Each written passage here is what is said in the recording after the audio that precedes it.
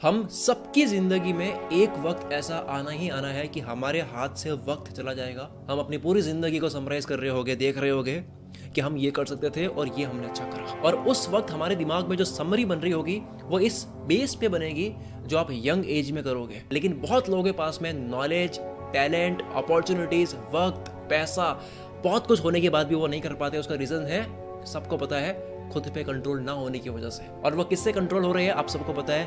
Phone हो सकता है, इंटरनेट हो सकता है और कोई एडिक्शन हो सकती है। इन सबको पता है कि एटॉमिक हैबिट्स क्या है। इन सबको पता है कि 1% बेटर बनने से आप अपनी पूरी जिंदगी को बदल सकते हो। इन सबको पता है कि केवल टाइम को मैनेज करने से कुछ नहीं होता है, लेकिन टाइम को मैनेज करने के बाद में हमारा दिमाग भी तो काम करना चाहिए। इसलिए माइंड मैनेजमेंट करना चाहिए। यह सारी टेक्निक और सब कुछ फ्री में लोगों ने सिखा दिया है, लेकिन देखने के बाद में अप्लाई नहीं हो रहा है। इन सबको पता है कि ज्ञान होना और ज्ञान को अप्लाई करना दोनों अलग है। आज इस वीडियो में हम अपनी जिंदगी का पूरा कंट्रोल पाने के ऊपर कुछ पॉइंट्स के ऊपर डिस्कस करेंगे। आते हैं पॉइंट नंबर 1 पे। रोज 1% बेटर बनने के लिए आपकी पहली हैबिट है ब्रेन डैमेज करने वाला जो फोन है, जो इंटरनेट है, उसके बारे में आप ये जानो। 2011 में DMC पब्लिक हेल्थ के एक आर्टिकल के अकॉर्डिंग उन्होंने बताया कि चाइना के बच्चे बहुत ज्यादा इंटरनेट यूज करने की वजह से उनकी फिजिकल एनर्जी और इम्यूनिटी काफी कम हो रही है और इन यूजर्स का मूड बहुत ज्यादा खराब रहता है बिकॉज ऑफ दिस एडिक्शन। और इस चीज को देखते हुए चाइना पहली ऐसी कंट्री बन गया जिसने इंटरनेट एडिक्शन को बहुत भयंकर बीमारी कहा है। बीमारी इन्होंने यहां तक कह दिया कि टीनेजर्स के लिए मोबाइल की जो एडिक्शन है वो हेल्थ का सबसे बड़ा खतरा है। पॉइंट नंबर 2 है माइंड मैनेजमेंट, ना कि टाइम मैनेजमेंट। स्मार्ट वर्क करो, ना कि हार्ड वर्क। ये बात सबसे पहले एलन एफ मॉर्गनस्टर्न ने 1930 में कही थी। और आज के वक्त में हम बहुत ज्यादा स्मार्ट वर्क करते हैं। हमारे सामने टेक्नोलॉजी है, ऑटोमेशन है, टूल्स है, इन्फॉर्मेशन है, इन्वेंशंस है। जितना ऑटोमेशन और जितना डेटा आज हमारे पास में है, पहले कभी नहीं हुआ था। लेकिन इतने सैकड़ों घंटों के काम को कुछ ही घंटों में कर देने के बाद भी आज के वक्त में इंसान के पास में वक्त नहीं है। पहले था फिर भी। यानी कि आप कितने ही ऑटोमेशन में चले जाओ, आपके पास में कभी वक्त नहीं रहेगा अगर आप माइंड मैनेजमेंट नहीं सीखते हो। इसका इलाज है आप टाइम नहीं, माइंड मैनेज करो। 1% डेली बेटर बनने के ऊपर हमारा एक और पॉइंट है जो कि बहुत इंपॉर्टेंट है, धीमी आंच वाला बदलाव। रोज 1% बेटर बनना है। जैकब रीज बड़ी ही कमाल की बात कहते हैं। वो कहते हैं कि जब भी मैं डिप्रेस्ड होता हूँ, एक बात याद करता हूँ, मैं उस इंसान को याद करता हूँ जो पत्थर को हथौड़ी से मारता है।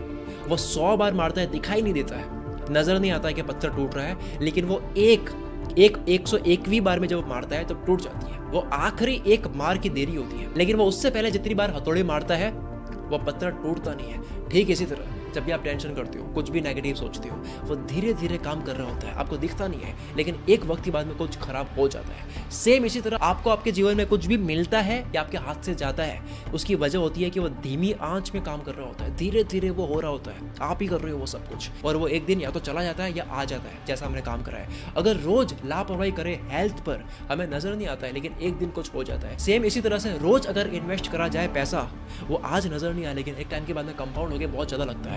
आप अगर किसी भी चीज में रोज 1% बेटर होते हो, इसका मतलब यह है कि आप पूरे साल में 37 टाइम्स बेटर होते हो। कोई भी स्किल, कोई भी पैसा, कुछ भी। और अगर आप 1% रोज नीचे गिरते हो तो अभी आप जहां पर हो उसका आपके पास में एक साल के बाद में 0.03% रह जाएगा। इतने नीचे गिर जाओगे। रोज 1% आपको भी बेटर बनना है और आपकी बातों में भी लगना चाहिए कि ये बंदा बदल रहा है। इसलिए बात करने की कला सीखते हैं। मेरी एक वीडियो भी इसके ऊपर, मेरे भाई और आपके फेवरेट यूट्यूबर मुदस्सिर खान ने ये बुक पर एक वीडियो बनाई कि इसके बाद आप और बताओ नहीं कहोगे।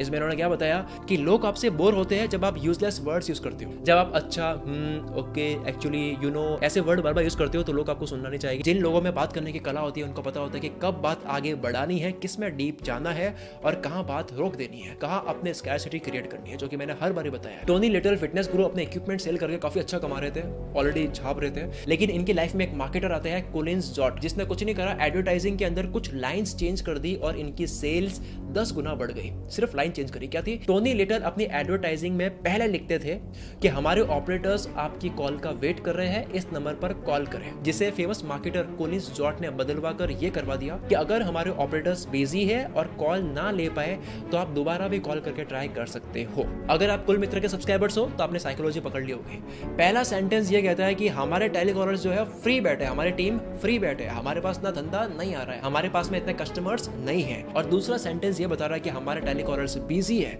हमारे पास में बिजनेस है, हमारे पास में कस्टमर्स है, लोग हमें चूज कर रहे हैं, हम बिजी है और लोग हमेशा उसी रेस्टोरेंट के पास जाते हैं जहाँ भीड़ होती है। इसलिए दूसरे वाले सेंटेंस को पढ़कर ज्यादा लोग कॉल कर रहे थे, खरीद रहे थे, उनको लग रहा था कि कहीं ये भी ना चला जाए जो अभी बेच रहे हैं। यही से मार्केटिंग के अंदर नहीं बल्कि हर जगह अप्लाई होता है। इसलिए आपको पता होना चाहिए, स्मार्टनेस आपके अंदर ये होनी चाहिए कि कब आपको अपना लेवल मेंटेन करना है और कब किससे कितनी बात करनी है। इस तरह की और भी पावरफुल वीडियोस हम इस चैनल पर आगे भी पोस्ट करने वाले हैं, तो गेम ऑफ फोकस चैनल को अभी सब्सक्राइब कर लो और बेल आइकन पर भी क्लिक कर लो।